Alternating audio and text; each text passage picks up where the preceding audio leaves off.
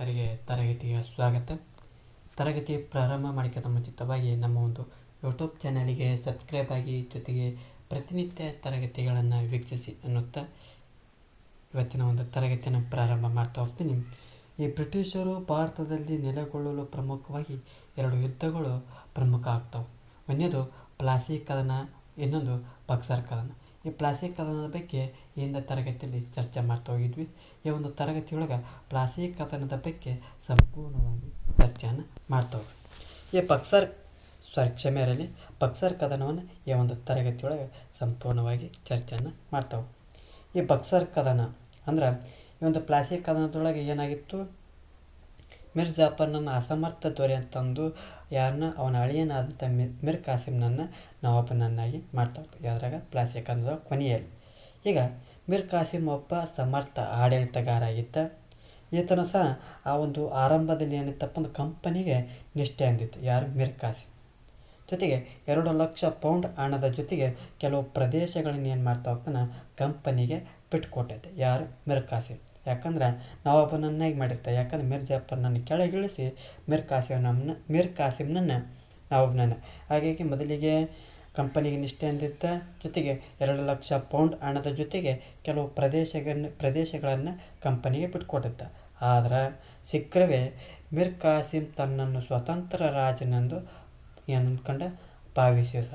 ಅಂದರೆ 2 ಲಕ್ಷ ಪೌಂಡ್ ಹಣ ಕೊಟ್ಟುಬಿಟ್ಟಾನೆ, ಕೆಲವು ಪ್ರದೇಶಗಳನ್ನು ಬಿಟ್ಬಿಟ್ಟಾನೆ, ನಾನೀಗ ಸ್ವತಂತ್ರ ರಾಜ ಅಂತಂದು ಮಿರ್ ಕಾಸಿಮ್ ಅಂದ್ಕೊಳ್ತಾನೆ. ಅಂದ್ರೆ ಈ ದಸ್ತಕನ ದುರ್ಬಳಕೆಯನ್ನು ಪರಿಶೀಲಿಸಿ ಆ ಬಂಗಾಳದ ಎಲ್ಲ ವ್ಯಾಪಾರವನ್ನು ಸುಂಕ ಮುಕ್ತ ಅಂತಂದು ಘೋಷಣೆ ಮಾಡ್ತಾನೆ. ಅಂದ್ರೆ ಎಲ್ಲ ಒಂದು ಈಗ ನಾ ಸ್ವತಂತ್ರ ರಾಜ ಅಂತ ಇನ್ನೊಂದು ಕಡೆ ವಿಚಾರ ಮಾಡ್ತಾನೆ. ಈ ದಸ್ತಕಗಳ ದುರ್ಬಳಕೆಯನ್ನು ಪರಿಶೀಲನೆ ಮಾಡ್ತಾ ಹೋಗ್ತಾನೆ. ಪ್ಲಾಸಿ ಕದನ ನಡೆಯೋಕ್ಕೆ ಕಾರಣನೇ ದಸ್ತಕಗಳ ದುರುಪಯೋಗನ. ಹಾಗಾಗಿ ಈ ದಸ್ತಕಗಳ ದುರ್ಬಳಕೆ ಏನಾಗ್ತೈತೆ ಅನ್ನೋದು ಪರಿಶೀಲನೆ ಮಾಡಿ ಆ ಬಂಗಾಳದ ಎಲ್ಲ ವ್ಯಾಪಾರವನ್ನು, ಅಂದರೆ ಬಂಗಾಳದಲ್ಲಿ ನಡೆಯುವಂಥದ್ದಂಥ ಎಲ್ಲ ವ್ಯಾಪಾರವನ್ನು ಸುಂಕ ಮುಕ್ತ ಅಂತಂದು ಘೋಷಣೆ ಹೋಗಿ ಬರ್ತಾನೆ. ಇದರಿಂದ ಭಾರತೀಯರು ಸುಂಕವಿಲ್ಲದೆ ವ್ಯಾಪಾರ ನಡೆಸುವ ಮೂಲಕ ಬ್ರಿಟಿಷರೊಡನೆ ನೇರವಾಗಿ ಸ್ಪರ್ಧೆಗಿಳಿತಾರೆ. ಇದು ಒಂದು ರೀತಿಯ ಇದನ್ನು ಎಲ್ಪ. ಯಾಕಂದ್ರೆ ಈ ದಸ್ತಕಗಳ ದುರುಪಯೋಗ ಆಗೋದ್ರಿಂದ ಏನಾಗ್ತೈತಿ, ಪರಿಶೀಲನೆ ಮಾಡಿ ವ್ಯಾಪಾರವನ್ನು ಎಲ್ಲರಿಗೂ ಸುಂಕ ಮುಕ್ತ ಘೋಷಣೆ ಮುಗಿ ಬರ್ತಾನೆ.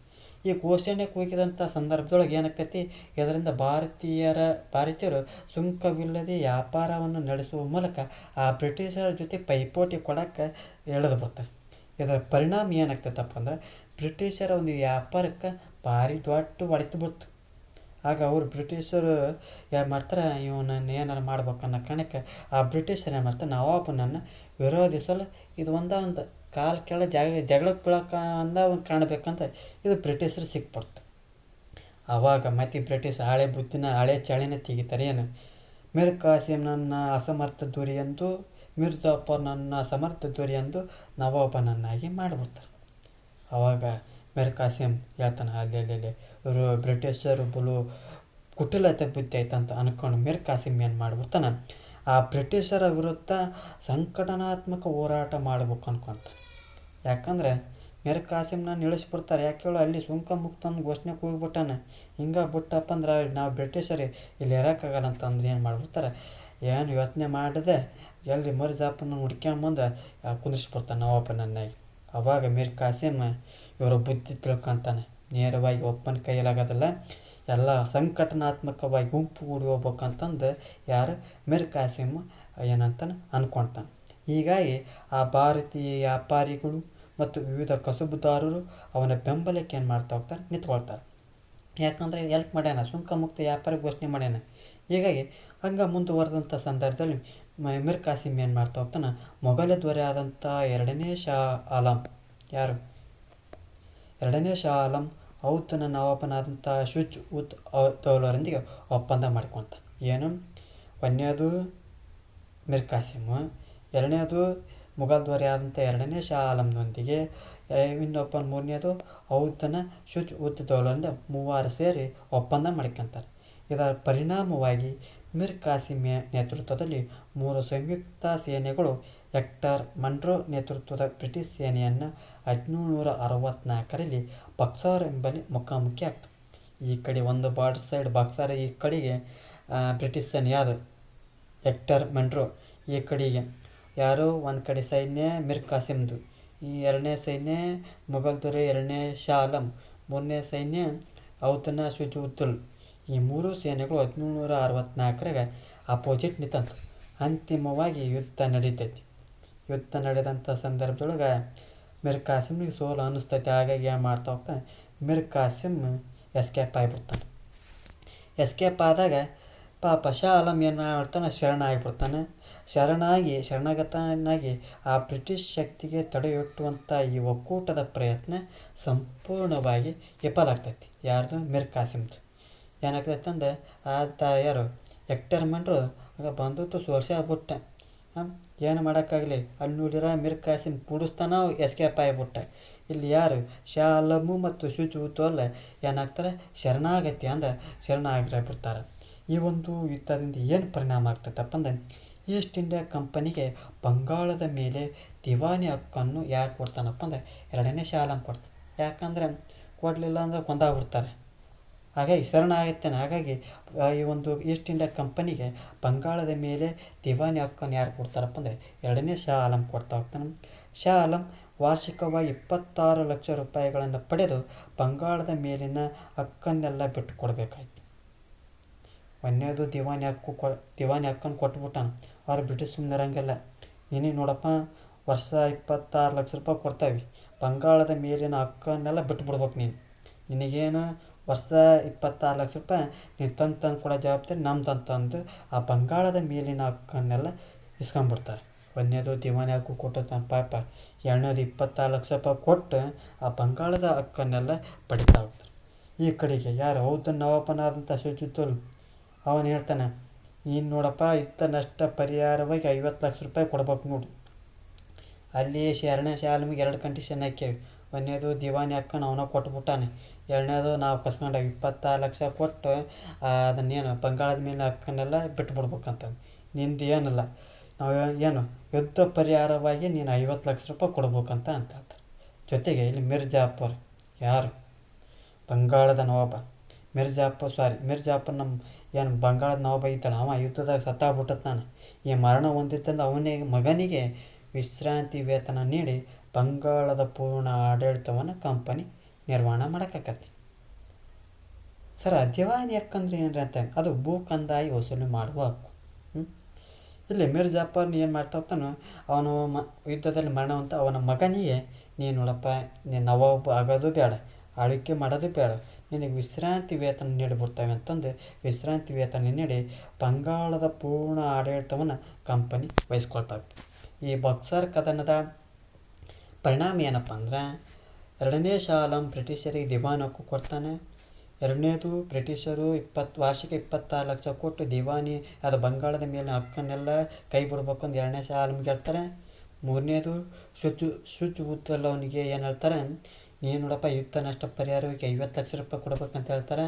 ನಾಲ್ಕನೇ ಮಿರ್ ಜಾಫರ್ ಯುದ್ಧದಲ್ಲಿ ಮರಣ ಹೊಂದಿದ್ದ, ಹಾಗಾಗಿ ಅವನ ಮಗನಿಗೆ ವಿಶ್ರಾಂತಿ ವೇತನ ನೀಡಿ ಸಂಪೂರ್ಣವಾದಂಥ ಬಂಗಾಳದ ಒಂದು ಆಡಳಿತವನ್ನು ಕಂಪನಿ ವಹಿಸ್ಕೊಳ್ತೈತಿ. ಅಂತಿಮವಾಗಿ ಈ ಬಕ್ಸರ್ ಕದನವು ಬ್ರಿಟಿಷರು ಬಂಗಾಳ, ಬಿಹಾರ, ಒರಿಸ್ಸಾದ ನಿಜವಾದ ಒಡೆಯರೆಂದು ದೃಢೀಕರಣ ಆಯ್ತು. ಯಾಕಂದ್ರೆ ಮೊದಲಿಗೇನು ಅಲ್ಲಿ ಇಲ್ಲಿ ರಾಜರ್ತು, ಯಾಕಂದ್ರೆ ಸೋಲಿಸ್ಬಿಟ್ರಿ. ಹೀಗಾಗಿ ಬಂಗಾಳ, ಬಿಹಾರ, ಒರಿಸ್ಸಾದ ಮೇಲೆ ನಿಜವಾದ ಒಡೆಯರೆಂದು ಏನು ದೃಢೀಕರಣ ಆಗ್ತೈತಿ. ಹೌದು ಕೂಡ ಅವರ ಅಧೀನದಲ್ಲಿ ಉಳಿತೈತಿ. ಯಾಕಪ್ಪ ಯುದ್ಧಕ್ಕೆ ಎಂಟ್ರಿ ಆಗಿತ್ತ, ಹಾಗಾಗಿ ಹೌದು ಕೂಡ ಅವರ ಅಧೀನದಲ್ಲಿ ಉಳಿಯುವಂತಾಗ್ತೈತಿ. 1765ರಾಗ ರಾಬರ್ಟ್ ಕ್ಲೈವ್ ಏನು ಮಾಡ್ತಾ ಹೋಗ್ತಾನಪ್ಪ ಅಂದ್ರೆ ಬಂಗಾಳದೊಳಗೆ ದ್ವಿಪ್ರಭುತ್ವ ಪದ್ಧತಿಯನ್ನು ಜಾರಿಗೆ ತರ್ತಾ ಹೋಗ್ತಾನೆ. ರಾಬರ್ಟ್ ಕ್ಲೈವ್ನು ಸುಮ್ಮನೆ ಇರಂಗಲ್ಲ ಮನುಷ್ಯ. ಅಲ್ಲಿ ಎರಡನೇ ಕರ್ನಾಟಿಕ್ ಯುದ್ಧದೊಳಗೆ ತಲೆ ಕಳಿಸಿದ. ಇಲ್ಲಿ 1765ರಾಗ ರಾಬರ್ಟ್ ಕ್ಲೈವ್ ಏನು ಮಾಡ್ತಾ ಬಂಗಾಳದೊಳಗೆ ದ್ವಿಪ್ರಭುತ್ವವನ್ನು ಜಾರಿಗೆ ತರ್ತಾ ಹೋಗ್ತಾರೆ. ಈ ಪದ್ಧತಿಯಂತೆ ಬ್ರಿಟಿಷರು ಏನು ಮಾಡ್ತಾ ಹೋಗ್ತಾರೆ, ಭೂ ಕಂದಾಯ ವಸೂಲಿ ಮಾಡುವ ಹಕ್ಕನ್ನು ಹೊಂದ್ತಾ ಹೋಗ್ತಾರೆ. ಆದರೆ ನವಾಬನು ಆಡಳಿತ, ನ್ಯಾಯ ಮೊದಲಾದ ಆಡಳಿತಾತ್ಮಕ ಕಾರ್ಯಗಳನ್ನು ನಿರ್ವಹಣೆ ಮಾಡ್ತಾಯಿದ್ರು. ದ್ವಿಪ್ರಭುತ್ವ ಅಂದರೆ ಏನಪ್ಪ ಅಂದರೆ, ಇಲ್ಲಿ 2 ಪ್ರಭುತ್ವ ಬರ್ತವೆ. ಯಾವ ರೀತಿ, ಬ್ರಿಟಿಷರು, ಇಲ್ಲಿ ನವಾಬರು. ಇಲ್ಲಿ ಬ್ರಿಟಿಷರು ಭೂ ಕಂದಾಯ ವಸೂಲಿ ಮಾಡೋದು, ನವಾಬರು ಆಡಳಿತ ನ್ಯಾಯ ಪದ್ಧತಿ ಮಾಡೋದು.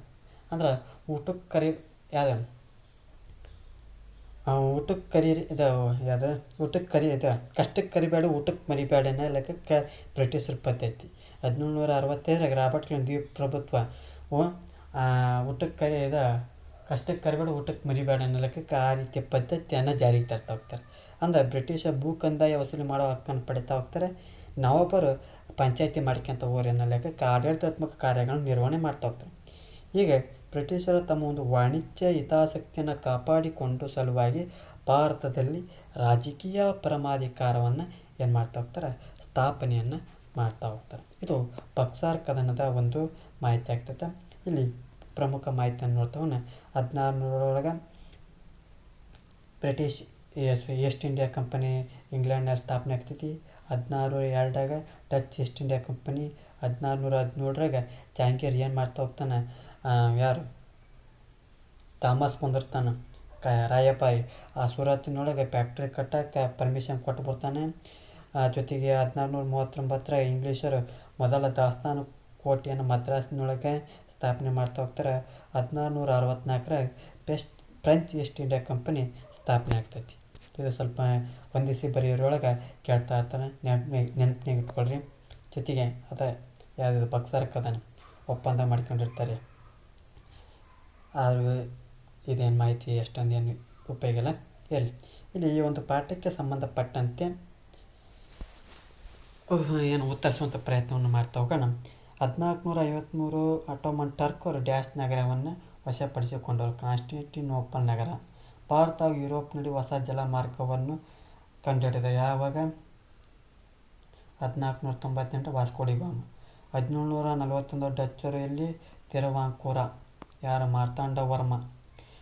ಕರಿಮೆಣಸಿನ ವ್ಯಾಪಾರದ ಒಂದು ಹಕ್ಕನ್ನು ಪರಕೆರೆ ಕೊಡಂಗಿಲ್ಲ ಅಂತ ಒಂದು ಲೆಟರ್ ಬರೆದು ಕಳಿಸಿದ್ದ ಡಚ್ಚರಿಗೆ.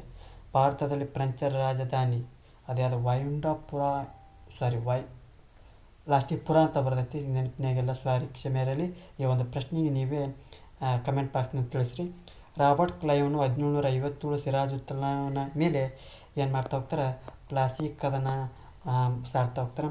ಡಚ್ ಈಸ್ಟ್ ಇಂಡಿಯಾ ಕಂಪನಿಗೆ ಬಂಗಾಳ ದಿವಾನಿ ಹಕ್ಕನ್ನು ಯಾರು ಕೊಡ್ತಾ ಹೋಗ್ತಾರೆ, 2ನೇ ಶಾ ಆಲಂ ಕೊಡ್ತಾ ಹೋಗ್ತಾನೆ. ಬಂಗಾಳದಲ್ಲಿ ದ್ವೀಪ್ರಭುತ್ವವನ್ನು ಜಾರಿಗೆ ತಂದರೆ ಯಾರಪ್ಪ ಅಂದ್ರೆ ರಾಬರ್ಟ್ ಕ್ಲೈವ್. ಈ ಒಂದು 4ನೇ ಪ್ರಶ್ನೆಗೆ ಕಮೆಂಟ್ ಬಾಕ್ಸ್ನಲ್ಲಿ ಉತ್ತರಿಸಿ ಅಂತ ಅನ್ನುತ್ತಾ ಈ ಒಂದು ತರಗತಿಯನ್ನು ಮುಗಿಸ್ತಾ ಇದ್ದೇನೆ. ಈ ಒಂದು ತರಗತಿ ಇಷ್ಟ ಆದರೆ ನಮ್ಮ ಒಂದು ಯೂಟ್ಯೂಬ್ ಚಾನಲ್ಗೆ ಸಬ್ಸ್ಕ್ರೈಬ್ ಮಾಡಿ. ಜೊತೆಗೆ ಈ ಒಂದು ತರಗತಿ ಇಷ್ಟ ಆದರೆ ಲೈಕ್ ಮಾಡಿ, ಇಲ್ಲದಿದ್ದರೆ ಡಿಸ್ಲೈಕ್ ಮಾಡಿ. ಏನಾದರೂ ದೋಷಗಳು ಮತ್ತು ನಿಮ್ಮ ಒಂದು ಅಭಿಪ್ರಾಯಗಳನ್ನು ಕಮೆಂಟ್ ಬಾಕ್ಸ್ನ ಮೂಲಕ ತಿಳಿಸಿ ಅನ್ನುತ್ತಾ ಈ ಒಂದು ತರಗತಿಯನ್ನು ಮುಗಿಸ್ತಾ ಇದ್ದೀನಿ. ಎಲ್ಲರಿಗೂ ಧನ್ಯವಾದಗಳು.